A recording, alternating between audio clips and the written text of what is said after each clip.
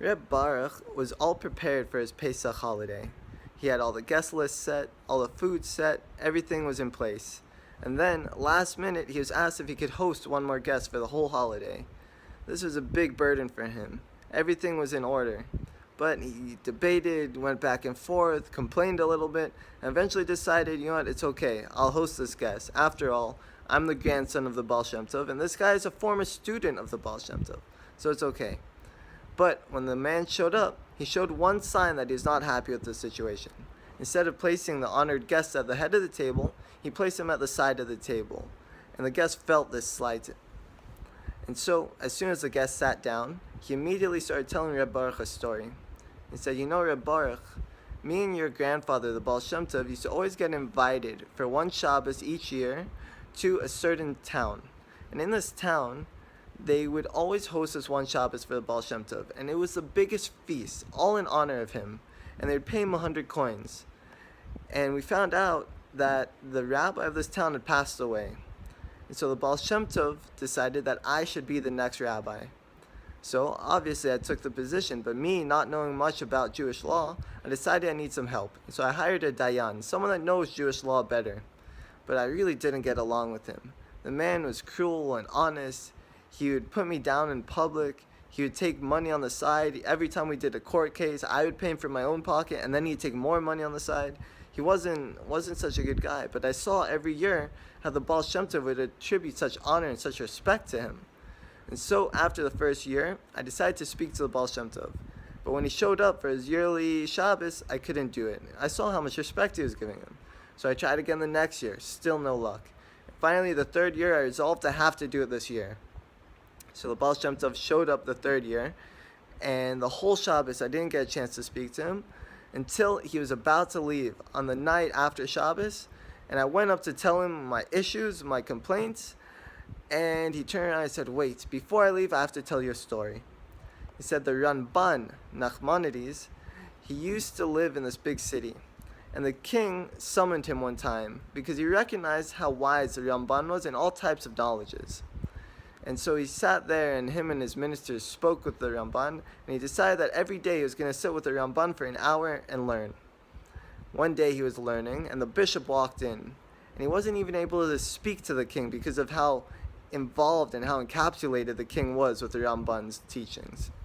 And so after the Ramban left, the bishop said to the king, you know, these Jews are very smart, but they waste all their time doing Talmud and Mishnah, all these weird things, when they could be learning actual practical things like science and medicine. And the king said, you know what, you're right. So the two decided they would ban Talmud study, Torah learning, and they did. So the next day, the bishop went with the prince on a walk, and they walked to the base midrash of the Ramban, the study hall of the Ramban. And they saw the Ramban was there with his students, still teaching. And so immediately the Ramban disperses them. The bishop says, oh, very interesting.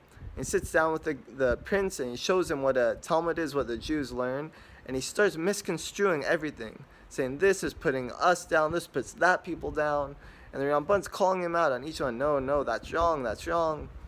And so the bishop says, okay, and he goes back to the king and tells him, you know the Ramban's disobeying your law. He's still learning Torah. He says, really? And he summons the Ramban to court. The Ramban shows up, and the king says, what's going on? Are you still learning? He says, yeah, but you have to understand, a Jew not learning Torah is like a fish out of water. It's our life source, and you're disconnecting us from our life source. There's no point in life otherwise. The king says, okay, he's kind of getting it, but he's not really sold. And at that point, the bishop walks in the room, and the Ramban looks at him and says, you, don't take another step. Don't you defile this place with your impurities. And he's like, what are you talking about, man? The Ramban says, this man is a sinner. He's impure. I could tell you that he goes to church and he's constantly spitting out gossip, and he does idolatry as well. And I can prove it to you. I said, okay. He said, there's a vein on the top of your head that pulses red when a person engages in idolatry. And so they said, okay. And so the king brought in a barber, had him shaved his head, and they saw, sure enough, there was this vein popping out on this guy's head. And immediately the king had him hung. So the Baal Shem Tov concludes his story, and he turns to the whole townspeople, the bishop, or not the bishop, the whole townspeople, the Rav, and the Dayan, everyone. And he says, but hold on, this story has a sequel. You see, this bishop is here with us today. I thought over these past few years, by giving him honor and respect, that maybe he would change his ways. Maybe he would return and be a good, upright individual. But I could see now that it's not working. And at that very moment, the Dayan fell lifeless to the ground. And everyone was in shock. And at this point, the Rav understood, as well as Rav Baruch understood. If sure enough, if the Baal Shem Tov could accord this guest such respect, then he should as well. And he vowed never to slight this individual again, not even by putting him on the side of the table. I hope everyone has a very nice, healthy, happy, kosher, and happy Pesach.